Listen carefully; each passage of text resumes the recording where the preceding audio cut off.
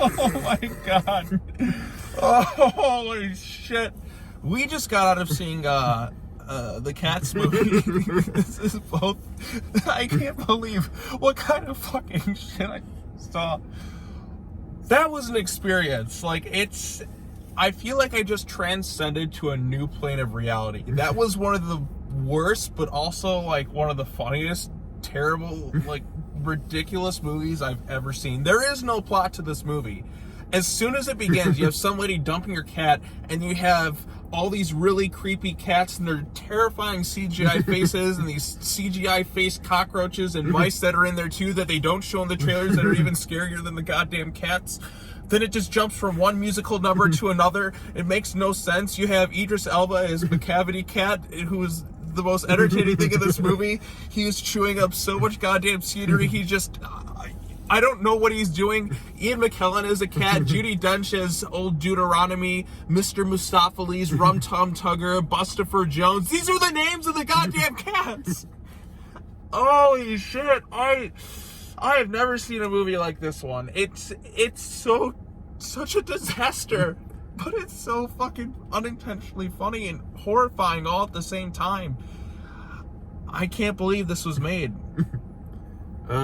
What's going on, YouTube? JTs were born there. And my brother, we just got out of seeing Cats, and we were laughing for most of this movie. And as soon as, like, there was that Mustafa Cat or whatever his name is, like Crispin Glover Cat, as you call him.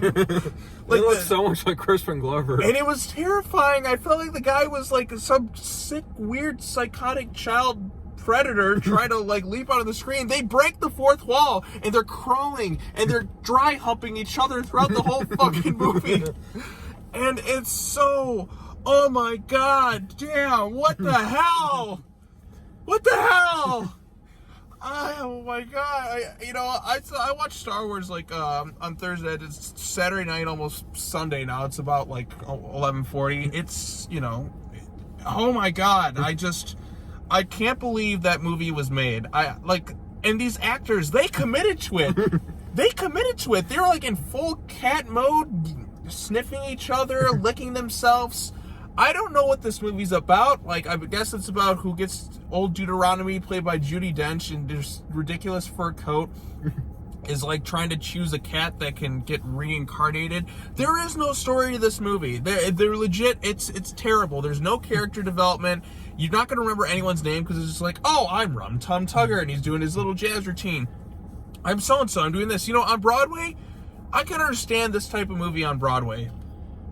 But as a movie, you have to make it a movie. This is like one of the worst, but also I almost recommend seeing it for how horrifying and just crazy this movie is. I mean, my goodness, it's like a Battlefield Earth type disaster. It's it's like The Room of Broadway adaptations. It is, yes, it is the Room of musicals. You can't take your eyes off this thing. Like, these actors are they're doing their dances. I feel like they're having seizures at some points. Like, the dancing and singing, for the most part, is pretty well done. Jennifer Hudson, who sings the Memory song, like, I'm like, wow, if you weren't a fucking cat, I could take this seriously. But I'm like, imagine walking into this movie, you see all these people as cats, and they're just doing their things. You're going to go, what the hell is this? Why did you CGI their faces? Give me Mike Myers from Cat in the Hat. He's less terrifying than anything in this movie. Oh my god, and there's money thrown into this thing too, and there's no plot. McCavity Cat's trying to kidnap all the cats. You have Rebel Wilson Cat, who tries to be funny and fails miserably every single time. Well, that's typical Rebel Wilson. That is true. Bustopher Jones, played by was it James Corbin or whatever? James Corden. He's not funny. He's painful to watch. I'm a fat cat who hasn't eaten in a while, even though it was just eaten. And then McCavity Cat by Idris Elba, who strips throughout the movie, and then you see him like naked Idris Elba cat doing things like Old Deuteronomy. I'm like, these names are so terrible. Like, who? Andrew Lloyd Webber. This is based on the musical, and I'm like, I hear the songs are fine on their own, but like as a story, this is awful. Like, this is bad. What do you have to say about it? It's a transcendent experience, but for all the wrong reasons. Exactly.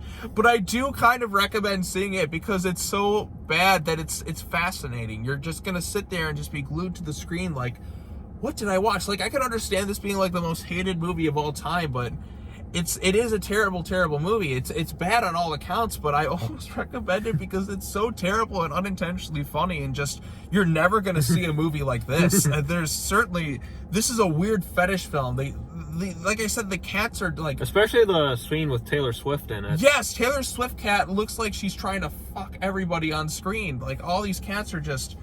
They're so goddamn horny with each other. I mean, holy shit. Unbelievable. I mean, oh my... No. And then Judi Dench cat, Old Deuteronomy. I can't believe I'm saying these names out loud. They're absolutely stupid. It's like somebody got piss-ass drunk, then just barfed out the... Oh, Andrew Leber must have been on some sort of substance. Yes, like that. And that's the sound that came out, was the names they gave him. Right. Mr. Mistopheles. The only reason I know who the only reason I know who Mr. Mistopheles was because of Team America World Police, and I'm not going to say anything other than that, other than check out Team America just for that Mr. Mistopheles line. So every time he's on, although I wouldn't have taken Mr. Mistopheles there, I would have taken that other cat, Crispin Glover cat, as the one who did that in the tragic backstory. But oh my God, there's so much scenery chewing, especially from Idris Elba. Like, he is my favorite. Whenever he's on screen, I'm laughing like the whole time. Like, he's so like ridiculous, but man, you just can't take your eyes off the screen. It's unbelievable. It is unbelievable, this movie. It is an absolutely beautiful train wreck of a film. Yeah, it's a beautiful train wreck of a movie that's just, you're never going to not experience something like this ever again. So that's all I have to say. You have anything else to say about the movie? Probably check it out, because chances are you're going to be alone while doing so. Because my brother and I, we were the only ones in the theater, along with like 3 other people. Yeah, we're the only ones there, and then I'm like, oh my God, we're the only ones in here, and then like a few other people out. I do recommend seeing this thing just to see how batshit insane this movie is, because get some people with you, get some people who like to watch bad movies, make fun of it.